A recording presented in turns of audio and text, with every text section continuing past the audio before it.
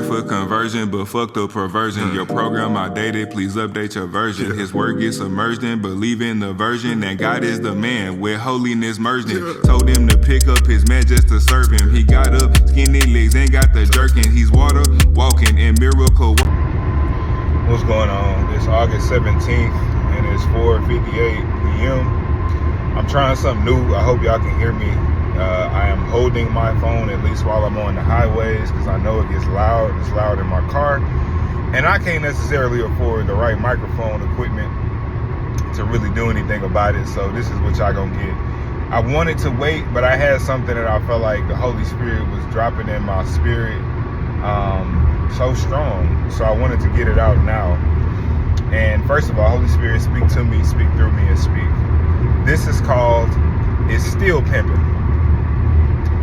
In the 70s, 80s, and prior to, like, I'm sure the 90s too, pimps existed, and they existed notoriously by force. And what I mean by that is, usually pimps, in order to do their profession, which is to sell sex, and it ain't they selling they sex, they selling sex of other individuals, they would have to somehow manipulate the woman to get them to work for them. And it's usually for free. The only thing the woman usually gets in the situation when it comes to pimping is she gets to live, hopefully a high profile life if the pimp has, if he's got good game and good money.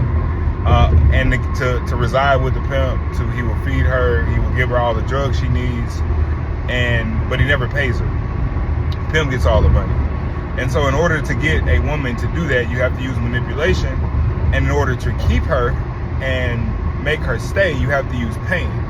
And so the pimps would normally use, that's why they'd be like, oh, I got a strong backhand or something like that, because they were using pain to essentially keep the woman in line. So she didn't go off on her own, start, going to making money on her own, go to another pimp, go back to her family, find Jesus. He was going to keep her down with his pimp hand. Pimping has now evolved. Now, there's not to say that there's not still older pimping, that same pimping that I was talking about, but they have new pimping now. It's moved to the internet. You can have a gang of women. You can be a rapper. You can be a professional athlete. You can just have money. And you can have a gang of women living with you, and they may be selling their body, maybe not physically, and they still do sell their body physically, but maybe not just physically, but they might be selling their body online, and you may be making money from that, and that could be considered pimping in a way. Nowadays, that part is legal because it's all consensual, but you don't necessarily beat a woman. You don't really have to do too much manipulation. All you got to do is really dangle comfort in front of her face, and she'll come running, because that's what women like. Women like comfort. You don't have to do any of that. It's new age. It's now mental. You're going through so much as a young lady, as a woman. Leave all that behind. Come live with me. Show your body, and you'll have a good life. So that's a mental thing. That's me telling you, hey, I have a solution for you to get away from your pain. So it's a mental thing. So we were brought to this country, I want to say, Lord help me, 1619, something like that. Please don't. Yeah, I want to say 1619. At least that's what was recorded. We don't know how many was brought before that. That's what we just know from what they told us in their history books, is that we had come to America in around 1619. Came in droves. We did all of their labor. We worked for free. We worked for comfort, because if y'all know, Harriet Tubman, who was the Moses of slavery, she said that she could have freed so many more, but it was a mental thing. They didn't want to come. They didn't want to come because they had comfort where they were. Like, especially some of the house slaves, the niggas that's in the field, yeah, they might get beat, they might get whipped, but a lot of house slaves didn't really get and take a lot of abuse. And so for them, they considered themselves almost similar to the white folks.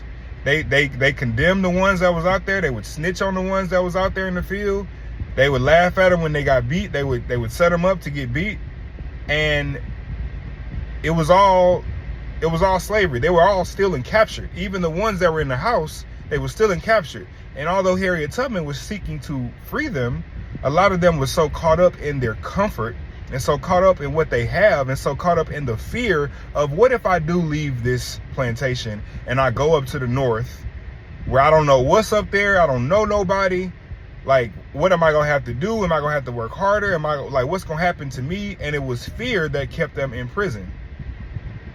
That was 1619 through whenever we got freed in Juneteenth. I think it was 1865.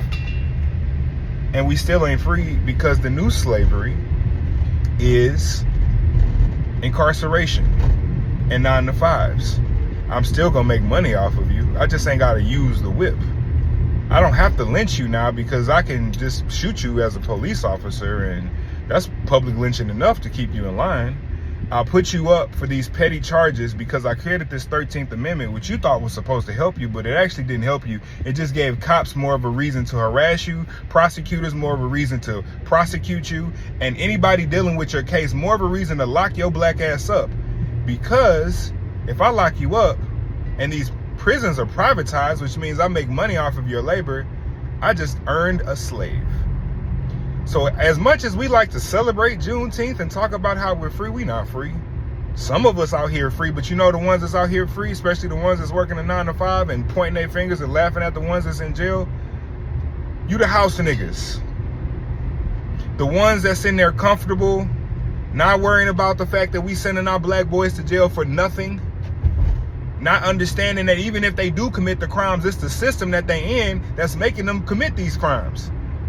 But yet we laughing at them, we point at them, we tell them they ain't no good.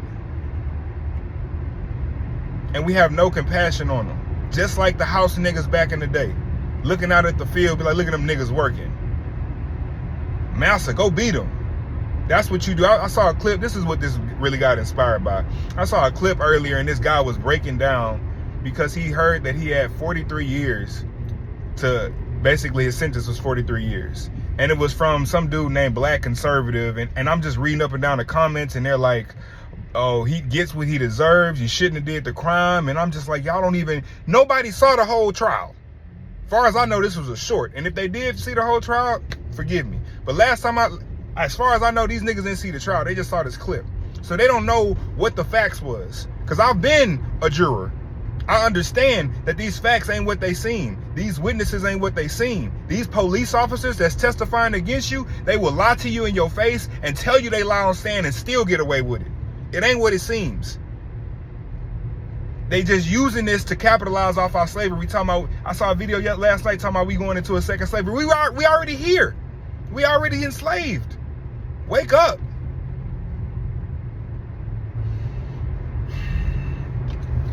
It's still pimping. It don't matter if you take away the backhand. It don't matter if you manipulate. It's still pimping.